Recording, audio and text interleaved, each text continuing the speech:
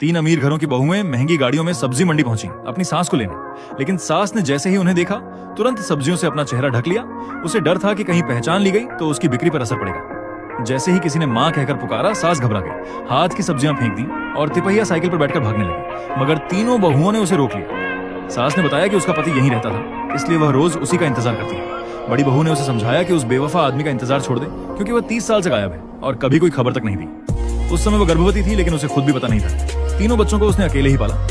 दूसरी बहू भी सास से घर चलने की जिद करने लगी। तभी अचानक सास को गांव के प्रधान का फोन आया कि उसका पति वापस आ गया है और उसे तुरंत घर आने को कहा। ये सुनते ही वो तीनों बहुओं को पीछे छोड़ जल्दी जल्दी घर की ओर भागी। घर का दरवाजा खोलते ही उसने उस पति को देखा जिससे वो 30 साल से बिछड़ी हुई थी।